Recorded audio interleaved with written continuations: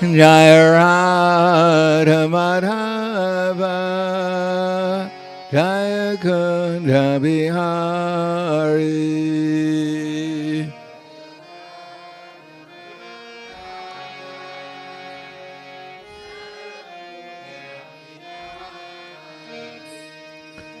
Jaya Radha Madhava Jaya Kunda Bihari.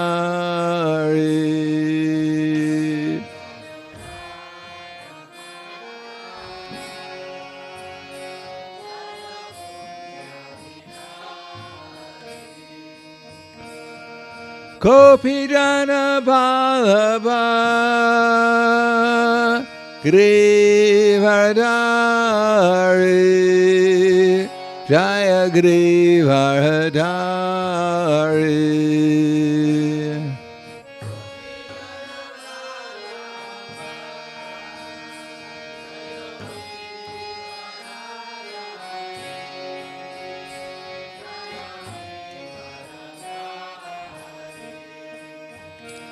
Yasodhanandana Raja Dhanaranjana Jaya Braja Dhanaranjana.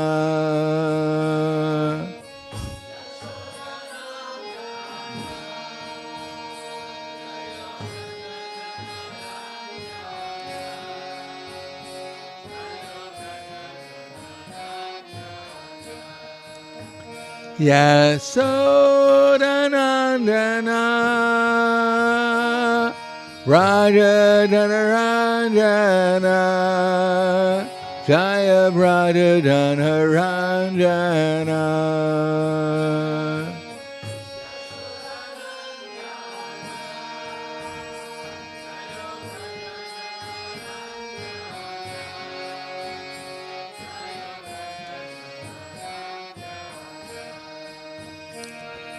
Yamuna Tira Bharachari Jaya Kunja Bihari.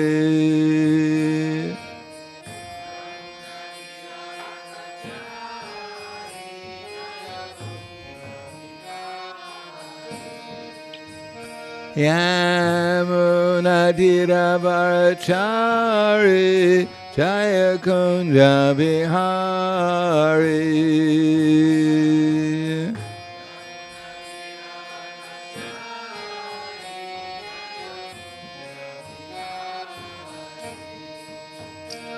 Radha Madhava Jaya Kunja Bihari.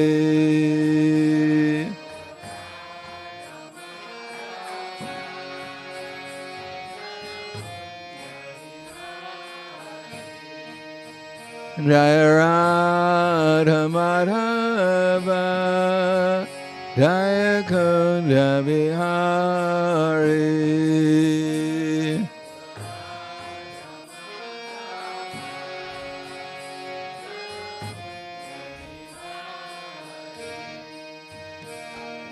Kopidana Ballabha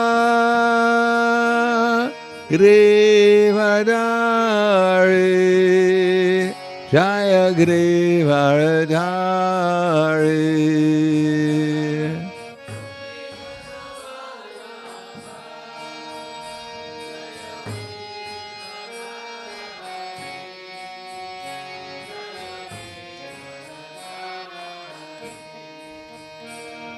Kopidana Ballabha Grivardhari Jaya Grivardhari.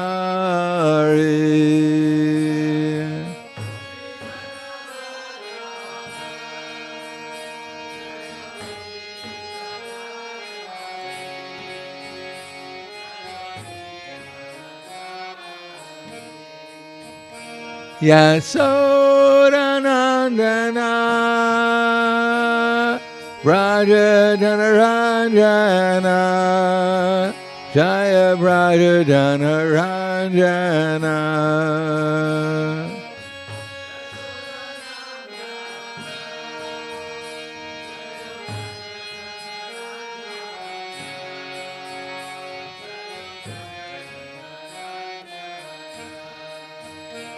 Yasodanandana Raja Ranjana Jaya Raja Ranjana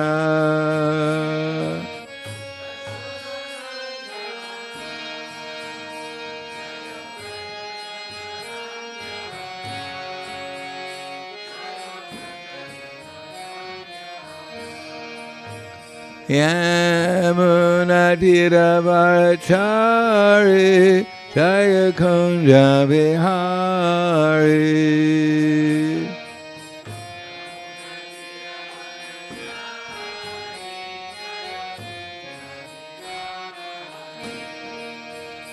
Yamunatira Varachari Jaya Kunja Vihari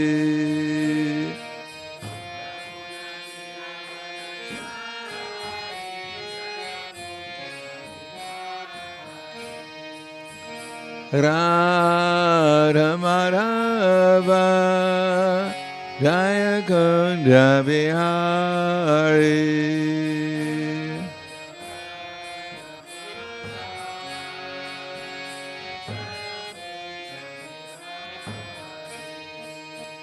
Jaya Radha Madhava Jaya Kunja Vihari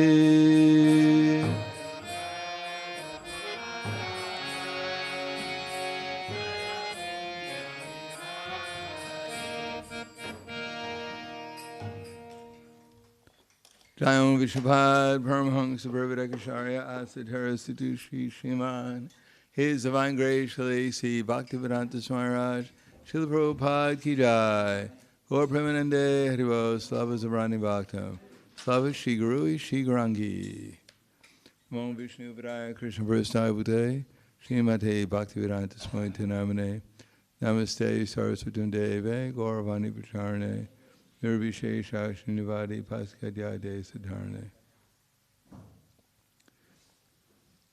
Om Agana Tamarandasya Gananjana Salakaya Chaksur Militam Yena Tasmai Shri Guruve Namaha Shri Chaitanya Manobishtam Stapitam Yena Bhutale Swayam Rupa Kadamaham Tadati Swapadantikam Vandeham Shri Guru Shri Yuta Parakamalam Shri Gurum Vaishnavam Scha Shri Rupam Sagrajatam Sahagana Raganatam Vitam Tam Sajivam Sadvaitam Savadutam Vrajana Saitam Krishna Chaitanya Devam Shri Radha Krishna Padan Sahagana Lalita Shiva Sakhan Vitam Scha Hey Krishna Karna Sindho Dinabando Jagatpate Gopesha Gopika Kanta Radha Kanta Namostute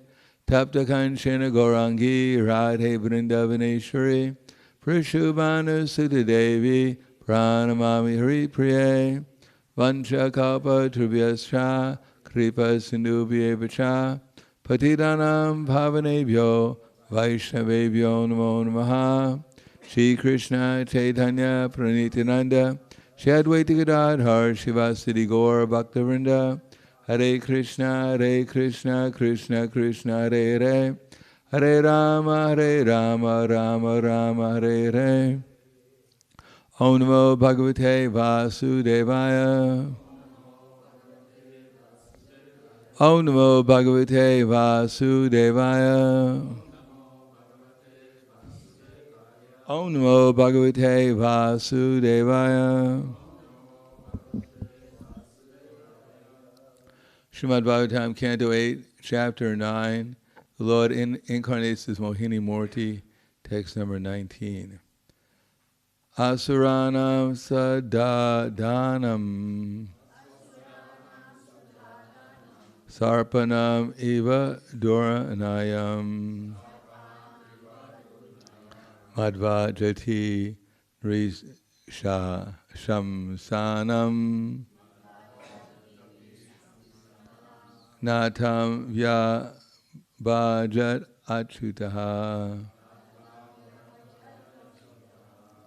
Asuranam sudadanam sarpanam iva duranayam madvajati nrisam sanam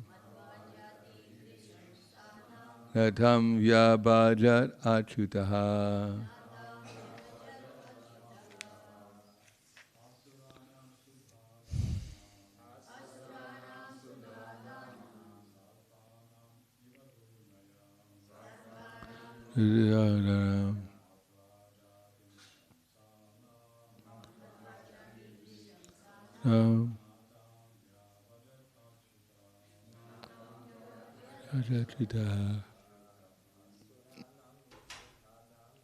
Asuranam sudadanam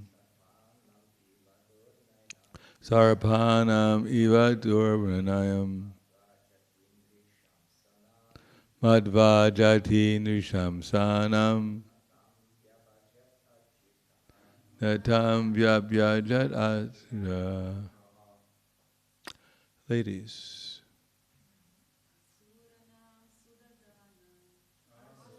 Nam sudadanam panam iva survanayam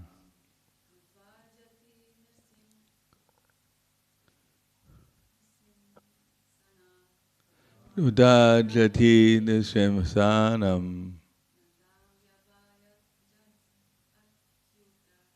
natam vyapyadam achutaha.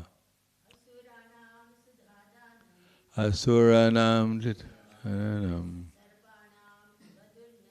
sarpanam iva dornayam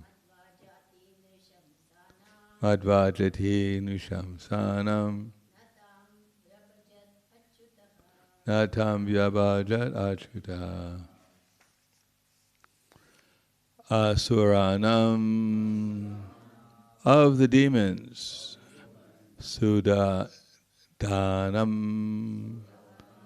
giving of the nectar, sarpanam, of snakes, eva, like, duranayam, miscalculation, madva, thinking like that, jati nri shamsanam, of those who are by nature very envious, not tam, the nectar, yabhajat, deliver the share, achutaha, the Supreme Personality of Godhead, who never falls down.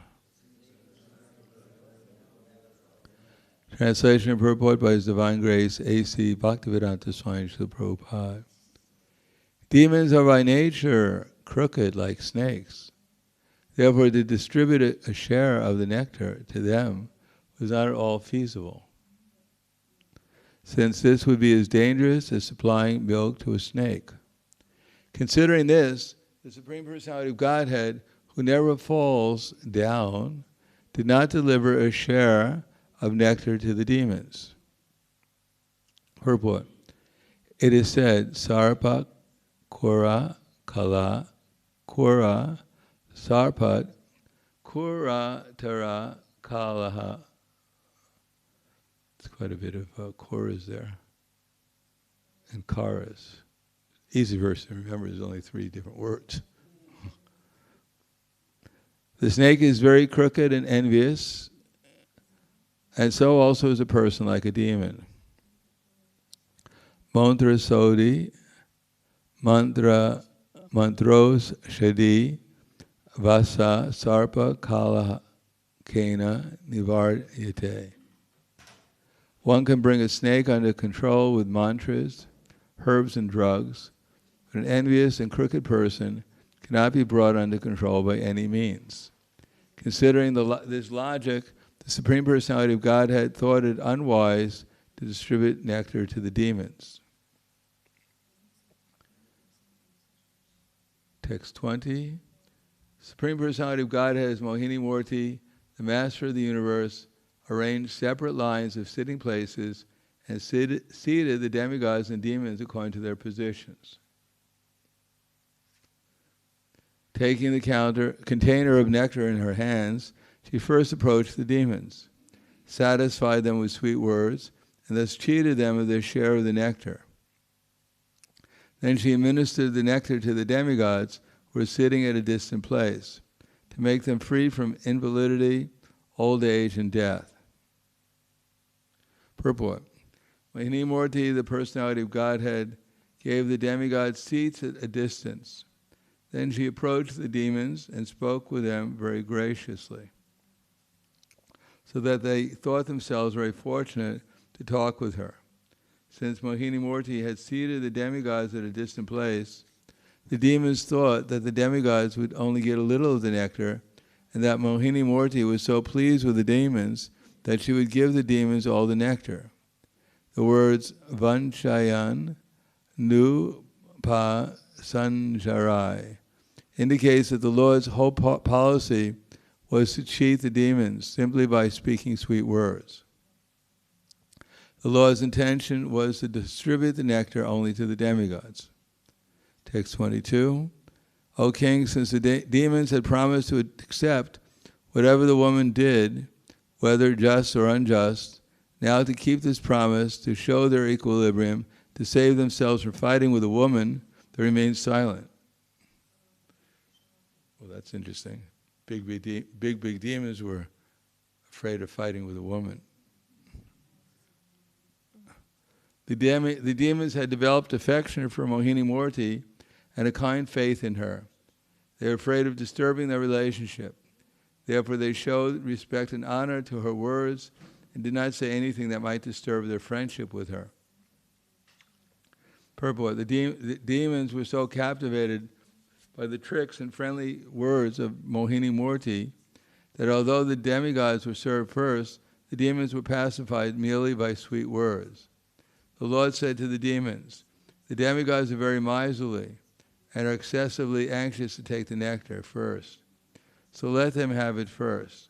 Since you are not at all like them, you can wait a little longer. You are all heroes and are so pleased with me. It is better for you to wait until the demigods drink. Rahu, the demon who causes eclipses of the sun and moon, covered himself with the dress of a demigod, and thus entered the assembly of the demigods and drank nectar without being detected by anyone, even by the Supreme Personality of Godhead, the moon and the sun. However, because of permanent animosity towards Rahu, the sun and moon, however, because of permanent animosity toward Rahu, understood the situation. Thus Rahu was detected. Purport. The Supreme Personality of Godhead, Mohini Murti, was able to bewilder all the demons, but Rahu was so clever that he was not bewildered. Rahu could understand that Mohini Murti was cheating the demons, and therefore he changed his dress, disguised himself as a demigod, and sat down in the assembly of the demigods. Hero may ask why the Supreme Personality of Godhead could not detect Rahu. The reason is that the Lord wanted to show the effects of drinking nectar. This will be revealed in the following verses. The moon and sun, however, are always alert in regard to Rahu. Thus, when Rahu entered the assembly of the demigods, the moon and sun immediately detected him, and then the Supreme Personality of Godhead also became aware of him. Namo Vishnu Padaya Krishna Prasthaya Bhutale Srimate Bhakti-vedanta Swami Tiramane Namaste Saraswatundeve Gauravani Pacharane Nirvishesha Srinivadi Paskadyade Satarne. This pastime is taking place not exactly on this planet. Well, I guess it's taking place on Bhumandala, so you could say it's this planet. The Bhumandala, we're situated, according to the Vedas, in a very small little place called part of Jambudvip, part of Bharatvarsha. I think there are, how many Varshas are there in Jambudvip? 8? 7 varshas. 10, 9 varshas. And we're in one of those varshas called Bard Varsha, and a very small part, which is just a part of Bard Varsha. And Jambudvip, as usual, it's nice to know we're in Slovenia, we're in a small country called Slovenia, but it's nice to know that also we're in a small universe. We're in the smallest universe. So small is not so bad. There are unlimited universes practically. The number of universes are the number of mustard seeds you can put in a bag. If you ever saw a mustard seed, they're quite small.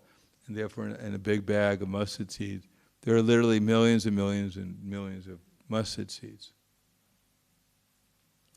So we're in the smallest of all the different universes, and we happen to be not in this universe. Bhumandala is not a very small part of the universe. As a matter of fact, I was reading yesterday about the Lord Varaha. Lord Varaha does anyone know how big Lord Varaha expanded himself?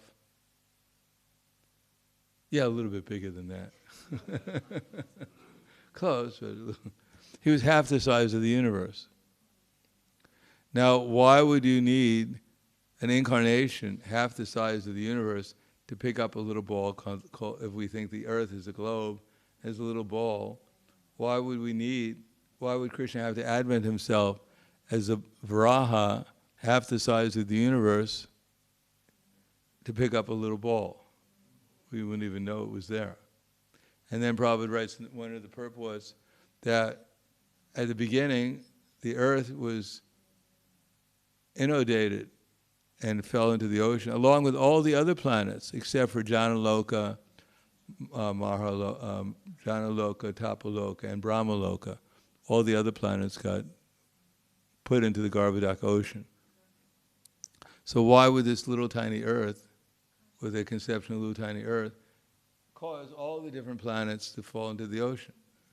But Bhumandala is a huge, it's like, it goes out for, I think the universe is something like 3 trillion miles in diameter or something. Is it trillion?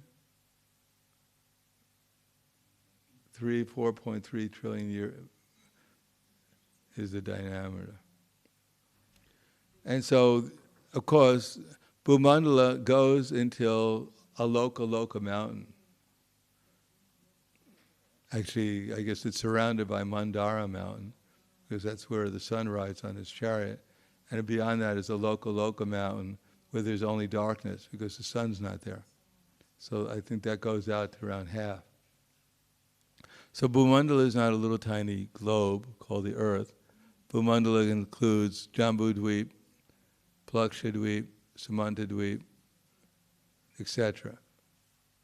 And each dvipa, well, Jambudvip goes out for a certain number of yojanas. I forget exactly how many yojanas.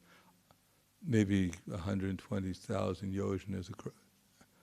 And then we have the ocean of salt water, which goes out for an equal number of yojanas. And then twice as much big as that is the next, I think it's Plakshadvip is the next dvipa.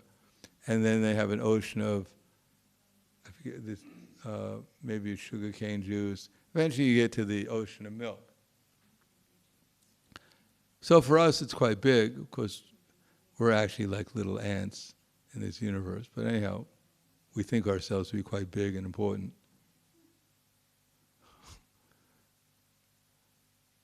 We think the whole universe depends, we're the only living entities in the universe and everything depends upon us. We think the history of our killing each other is a very important thing for people to study, how we can kill each other. That's the history of Europe. All the little countries get overrun periodically, like Poland. One army comes and crushes it from the other side, and then another army comes and crushes it from the other side, and then another army comes and crushes it. It gets steamrolled all the time. And that's history. And you know what the only thing that you can learn from history? Do you know what the only thing you can learn from history? No, the only thing you learn from history is that people don't learn from history.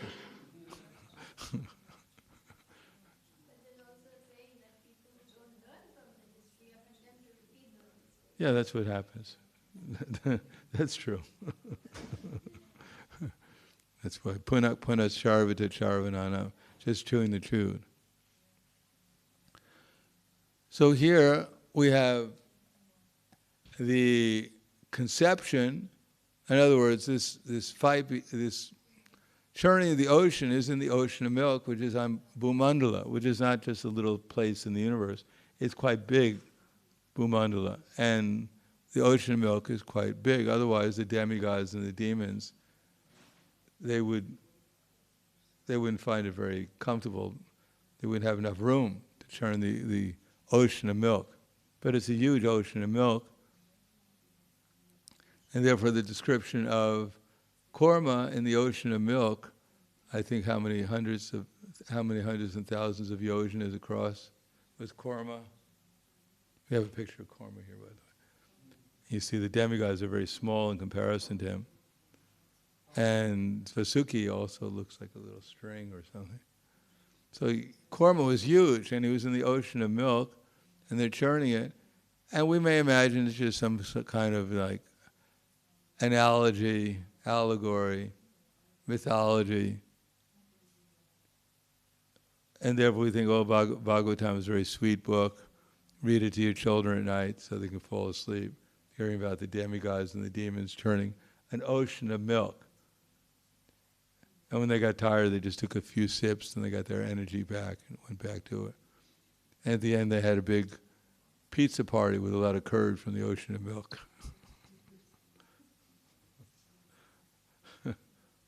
There's also an ocean of curd, by the way. You don't really have to churn the ocean of milk. You can go to the ocean of curd. It's a little far away, but anyhow, they really have good curd in the ocean of curd. But it's not an allegory. And how do we know that? We can't find out by taking a bus tour to the ocean of milk, seeing all the statues of the demigods and demons, churning it, or photographs on sale at the shore of the ocean of milk. No, we can't do that. We can't even get out of this little section of Bharadvarsha. So how do we know it's real? We can know it's real because it's not only a mythology, but it's a science. It works. For instance, there is a Rahu in the universe, and there is a Ketu. Rahu, the head of what was the name of the demon? What was the name of the original demon? Bara something. It wasn't called Rahu and Ketu at the beginning. He was a demon who snuck in there. Maybe it doesn't say here. Must have a different name here in the verse. Swarbhanu was the name of the demon. And he got his head cut off, but not ordinarily, he got cut off by the Sudarshan chakra. And he had drunk nectar. So he's a very special personality who's still alive, and it just so happens he's still in the universe. You can see him when there is an eclipse. When Rahu comes in front of the sun, I guess, and the moon, or the sun and the moon, then you can actually see Rahu. Now, it's not considered particularly auspicious to see Rahu, just like if you're walking on the street and some criminal comes up and sees you, famous criminal who's famous for stealing and attacking people. So you've met a famous person, but it's not probably the most auspicious the most auspicious encounter. So Rahu's there, and if one studies astrology, one will find out that Rahu actually has its effect. people who are born in eclipses usually have a hard time in life. Unless there are other factors too. Plus, when Rahu's near the moon, people generally have quite a disturbed life. Or even near the sun. Rahu near the sun gives a big false ego, because Rahu tends to expand materialistically. Rahu is exactly what he is. He's a person who doesn't have a body. So what happens when you don't have a body? All you have is a big mouth. Does anyone know? Yeah, you can't be satisfied. Because it doesn't matter what you eat, you're still hungry. And therefore, Rahu is known to be insatiable. And in the chart, you can see where people are insatiable, especially if it's near the moon or even the sun. They become insatiable. What do they call that when someone's insatiable? And they're obsessive. They become obsessive in that area. And Ketu was the part of the body of Swabarnu, which was killed, but killed by the Sudarsana chakra, and therefore it was spiritual. Whatever the Sudarsana chakra touches is spiritual. Therefore, in the horoscope, Ketu shows where you actually, more or less, have become more perfect, spiritual, because perfection is spiritual, by the way. It's not getting a lot of money and fame and opportunities for sense gratification. Actually, perfection is when you become Krishna conscious, according to astrology. Therefore, people can't understand astrology very well, because sometimes it appears what's good is actually bad for a materialist, and what's very bad is actually very good for a spiritualist.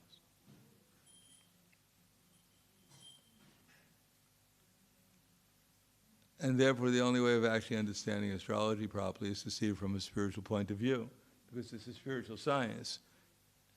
Krishna didn't create the universe to give people an opportunity to make a lot of money. He gave it to give them an opportunity to go back to the spiritual world. And therefore, Rahu is a typical, in the horoscope, he's one of the prominent planets. There are many, many planets, but Rahu happens to be one of them. There are many, many planets that are possible, but Rahu's particularly influential, and especially in Kali Yuga. Although Rahu has, according to his personality, has many different aspects, like Rahu is considered by Parasara Muni or to be the advancing army, for instance, and Ketu is considered to be the flag. Ketu actually means flag, because wherever you put your flag, that's where you more or less consider that you're the controller of that particular place. You've already conquered that place. So Ketu is where you've actually learned from past lifetimes about something, and you're confident in that area because you've gotten some insight into it, however big or small. But Rahu is where you kind of like venture outside the castle into the unknown to discover new things. So of course, life is meant to discover spiritual things, and therefore it's important what kind of thing Rahu is interested in discovering, whether it's spiritual or material. In any case, if we examine the, for instance, the moon, they say the moon is just some ball of dust. You've heard that? They've gone to the moon, they got there, and it was just a ball of dust. No atmosphere, nothing. Of course, we may wonder that how in the world, if there was no atmosphere, as I mentioned before, there's a picture of them putting the flag of America on the moon's surface and it waving. So what caused it to wave? The only possible explanation, according to the scientists, would be that when the pole went into the moon, the flag became so ecstatic it started to shiver.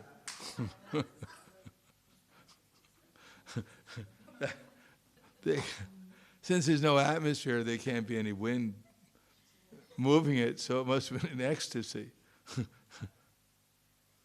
It was a patriotic flag, that's why they planted it on the moon. And of course, their favorite pictures are the astronauts' footprints on the moon to show that they were there. But of course, if there's no atmosphere, you can't have any water. If you don't have any water, then how do you have footprints? Could you make dough from flour without any water? Have you ever tried to make a chapati without any water? Ananta, have you ever made a chapati without adding water to the flour? Yogurt. Maybe the moon's part of the ocean of yogurt.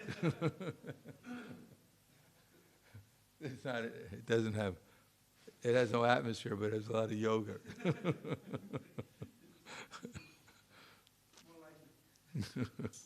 Yeah, it makes us, you have to have faith in something.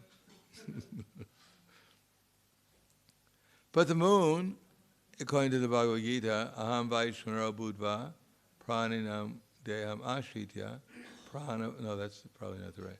I become the moon, I supply the juice of life to all vegetables. What verse is that? Aham vaishvaro, that's...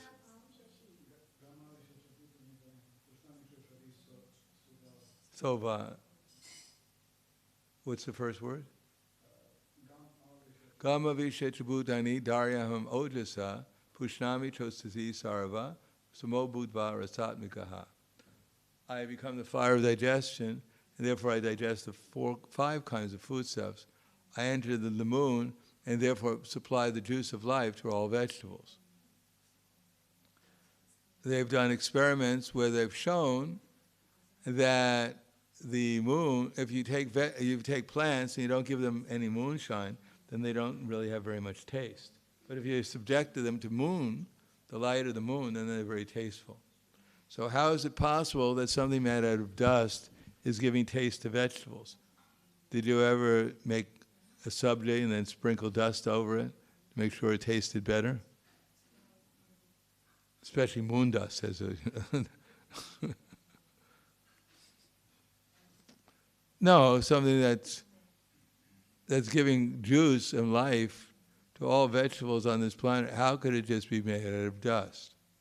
And if it just made out of dust, then how is it reflecting so much, supposedly reflecting so much light from the sun?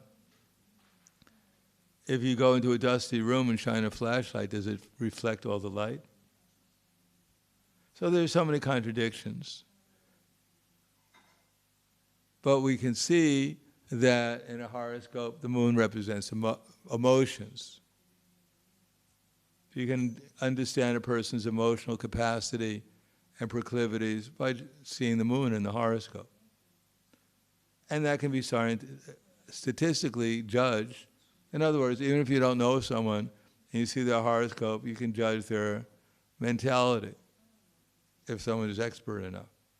So how is it possible that the whole material universe is just all by accident?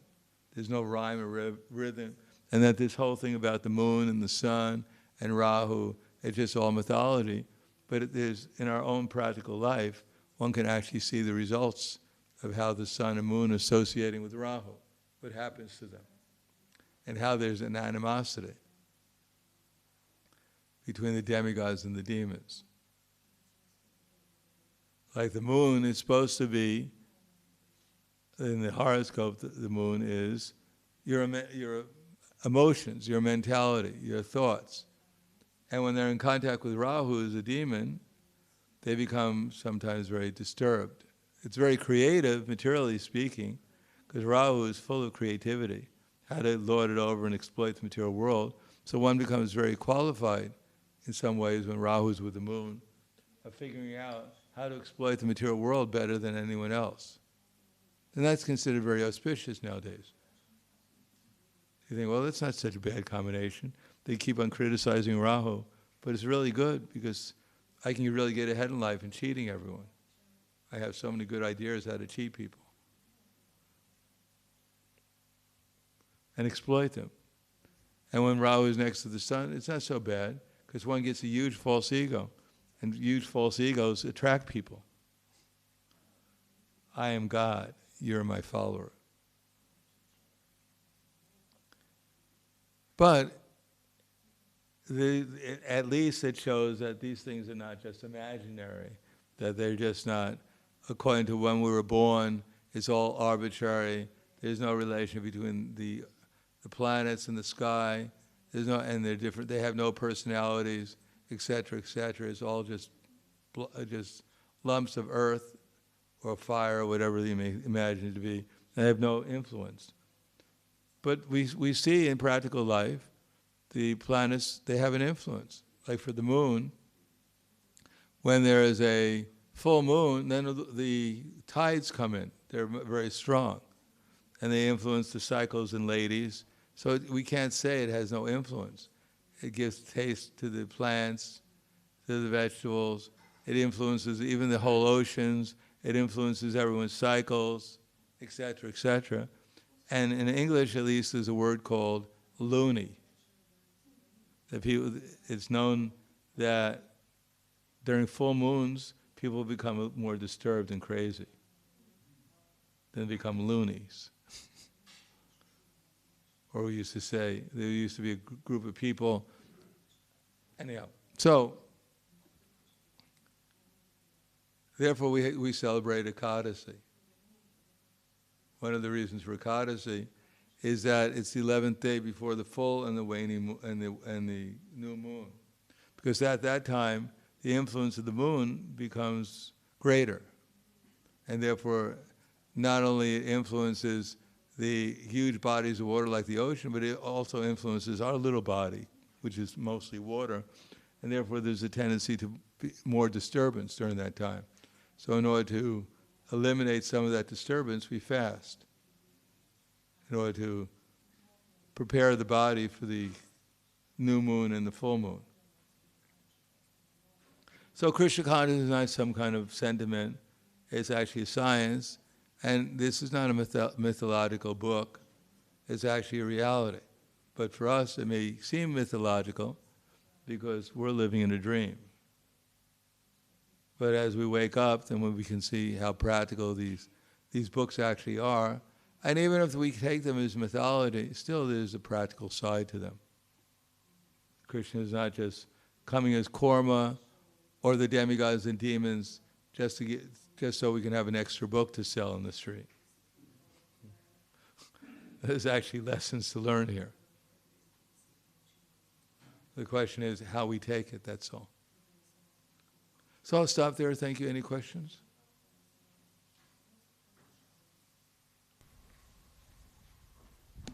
Hare Krishna.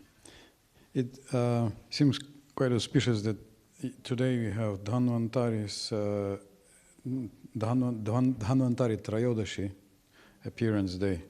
Today? In India it was, they usually celebrate on the Tithi itself. So yesterday they celebrated, but anyway, so these 2 days. Are we going to distribute nectar today? I don't mind. Somebody. We got to do a little churning though. Okay. Does he, like when this nectar is served, is he standing somewhere nearby, and does he have some abode in the universe where he's present these days? I don't know. I have no idea what happened to Dhammitari. I've never heard.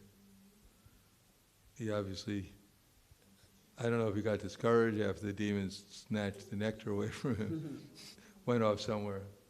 But he's not mentioned again that I know of, at least not in the Bhagavatam. But he's an incarnation, so I don't think he disappeared so easily. There might be some more information somewhere about him. Anything else? Yes, we have two.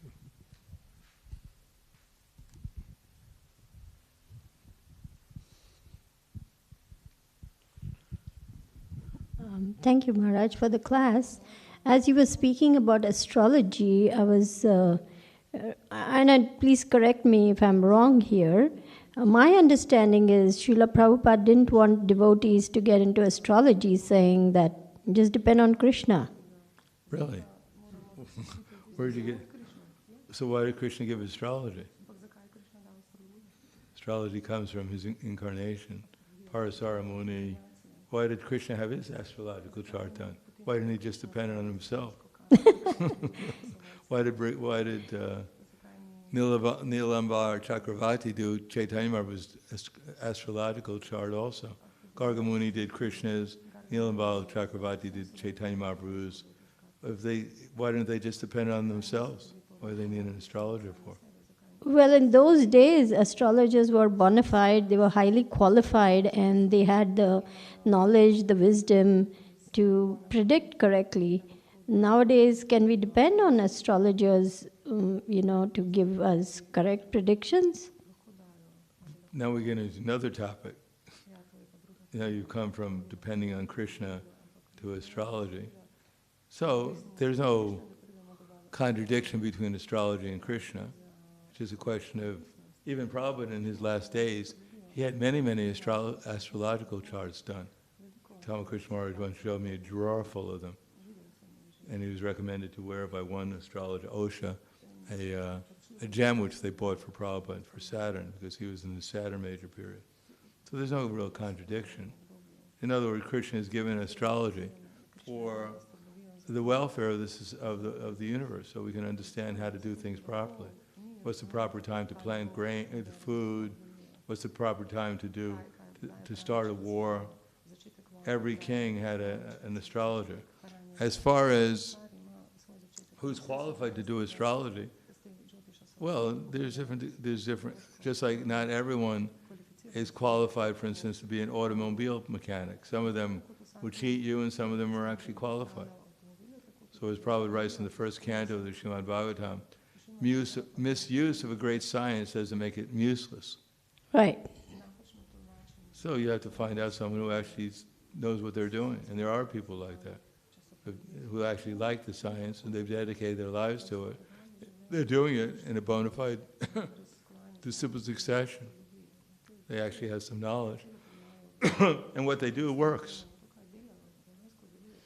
Well, I've yet to meet someone like that, so maybe I haven't had that good fortune. But to me, it seems that devotees really get so deep into, today is Thursday, today this is going to happen and that is going to happen, and they almost, live by the predictions of the astrologer rather than strengthening their sadhana. As Prabhupada wrote, misuse of a great science doesn't make it useless. Okay, I got it. Thank you. I mean, devotees get into all kinds of things. I remember we had something called K, Formula K. It was some kind of tonic or something someone made up, and they're doing multi-level marketing. And Formula K was the solution to all the devotees' problems. So everyone became, involved in this multi-level marketing, drinking Formula K. And then after a while it just disappeared because it was a fad. So people get into fads. The devotees are like that because they don't study Prabhupada's books. They don't practice sadhana bhakti so well. They're not engaged in preaching. Therefore they have plenty of time to get into all these different things. And then they blame astrology or Ayurveda or whatever because of their obsessive nature and their lack of proper engagement. Then they blame the science as bad because the devotees don't utilize it properly.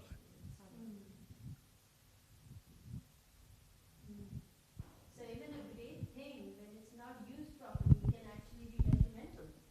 That's right. So even you heard that. Just like salt, Prabhupada said salt to taste. Salt is a good thing. Mm-hmm. If you don't have any salt, it's tasteless. And if you put too much salt on it, then it's also, you can't eat it. So you just put the right amount of salt in it, then it's beneficial. Helps digestion, gives taste, etc., etc. So what guidelines would you suggest for devotees so that they are not misled? Well, that's a big topic. I don't think, I don't think we have time. Okay, thank you. Hare Krishna, Guru Maharaj. I wanted to ask something similar. I wanted to ask how many importance we should put to this Jyotish in our life, in our practice. Like depends who you are, what you're doing, and what you can use it for. It's like if you have any kind of instrument, how much importance do you have for it? Just like, for instance, we have this microphone. How much importance do we have for it? When it's time to use it, we use it. Otherwise, we don't all day long, gather around the microphone. Yeah. Keep on, polishing it and cleaning it. We use it when it's necessary, as much as necessary. It has its purpose, its proper time for use, and that's when we use it. Thank you. Anything else? Okay. There is a question online, Valabi Knappen, Hare Krishna Maharaj. First question, how to look at all the stories in Srimad Bhagavatam? Do they have different layers of understanding in thinking only about them as history or about lessons or philosophy behind them? Well, they certainly have different layers. They don't have different layers. We're under different layers. Therefore, when we read them, we see them according to the layer we're under. But in the Bhagavatam, there are sometimes some analogies used, but they're indicated. Like in the 4th canto, there's the conversation between King Pratibharishat and Narada Muni. Actually, it's King Parshat and Narada Muni. And Narada Muni is giving an allegorical description of a prince, of a king, and his experience in the material world, battling against different agents, and etc., etc. But it's indicated by our acharyas that this is clearly an analogy, because Narada Muni couldn't tell King Parshat that you're killing animals and you're getting into trouble, so he used an analogy to explain to him what the problems of the material life that he was leading were. But other than that, it's indicated. Whether we think that there's many different layers, as I said, there's a reality called the Srimad Bhagavatam in general, and we're on different layers, and we see it in different ways. Of course, also in rasa, then there's different ways of seeing the same thing according to rasa. For instance, Mother Yasoda, when she sees Krishna, she sees him as a little baby. And that's not the way Srimati Radharani sees him. So there's something seeing under Yogamaya according to rasa. Anything else? It's the same question. Okay. So then would you say, Maharaj, that not considering astrology could actually be detrimental to a devotee's life? Sometimes, sure. Therefore, Prabhupada writes in the Gita Nagari, his essay on Gita Nagari, which I think he wrote in the 50s, he recommended that children at a certain age, they should have their astrological charts done, and then their varna and ashram should be more or less indicated so they can be trained properly. Otherwise, we're just flying blind. For instance, in the Madhva Sampradaya, in 800 years of using astrological, at least 800 years of using astrological calculations to determine who should become a sannyasi, they've only had 1 or 2 fall downs in 800 years of their sannyasis. And therefore, if you see a Madhva sannyasi, he has a very small danda, because they usually take sannyas when they're like 8 years old. So they're quite expert at using Jyotish to determine who's qualified for sannyas. So it could be very useful. Previously, that's why Chaitanya Mahaprabhu was his father, and that's why Nanda Maharaj and Mother Yasoda had Krishna's astrological chart and Balaram's astrological chart done, because it's quite useful. The kings would always have an astrologer. They determine when to begin a battle or what the outcome of the battle would be, and they use it for all kinds of things, when to plant the crops, when to harvest the crops, what the weather is going to be like, etc., etc. So it was extensively utilized in the Vedic culture. So supposing a drought was predicted, then the king could take precautions to store up the granaries and treasuries like that. I think even in the Bible there's that dream that some king got, and he asked, and he said 7 years. Yeah. I remember vaguely about it. Yeah. Okay. Yeah. So Thank you. if you know it's going to rain, you may not be able to stop the rain, but at least you can take an umbrella. You won't get wet. Okay, one more question.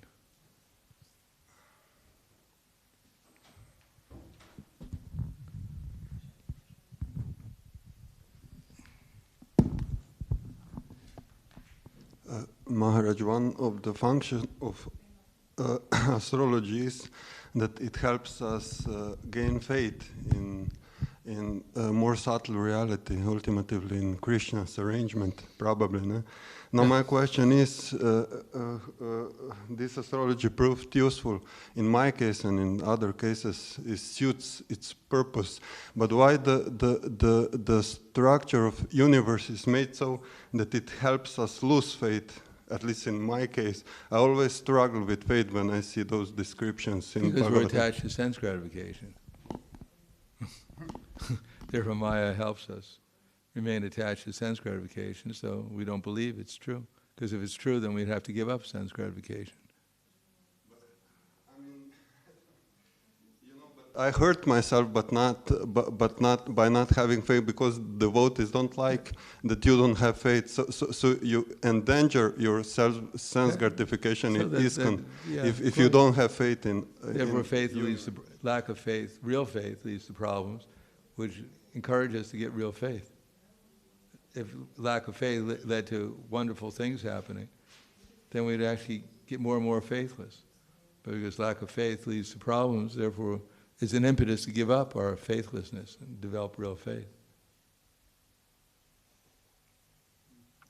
By the way, Prabhupada writes in the 10th canto of the Srimad Bhagavatam, in terms of the description of Krishna and Balaram in their astrological chart, he said that Jyotish should be taught, Jyotish and Ayurveda should be taught in Dallas, in our schools, so that our children will grow up as qualified Brahmins, and they can go door to door and give some consultations on things that people really want to know about, namely their future and their health. And he probably writes there in another place, he said, every gentleman should be familiar with Jyotish. Even Chaitanya Mahaprabhu, he went one day to the marketplace, and he asked, well, he was getting donations from everyone because he was a Brahmin. So he went to one, in the Chaitanya Charitamrita, it says he went to one astrologer, learned astrologer, and he asked him who I was in my last lifetime.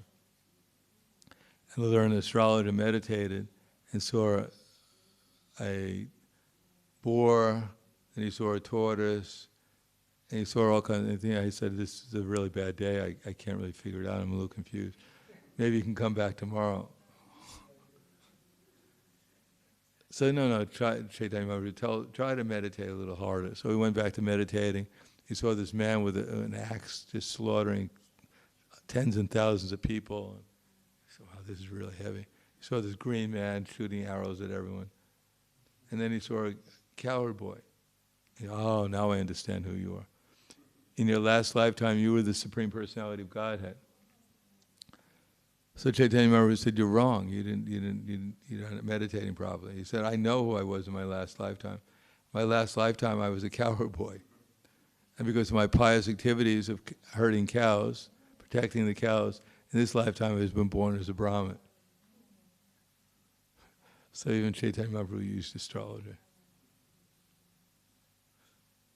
And even when in Krishna, there's so many things. In Krishna he got married to all these 16,108 queens on auspicious timings.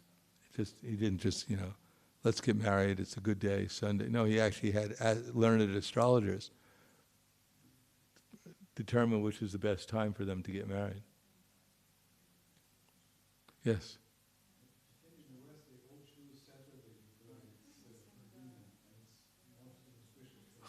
Yeah. They're doing really good in the West. They're hoping to prove astrology right. Anyhow, that's only one factor, the day you choose. Okay, thank you very much. Grantaraj Srimad Bhagavatam ki jai. Srila Prabhupada ki jai.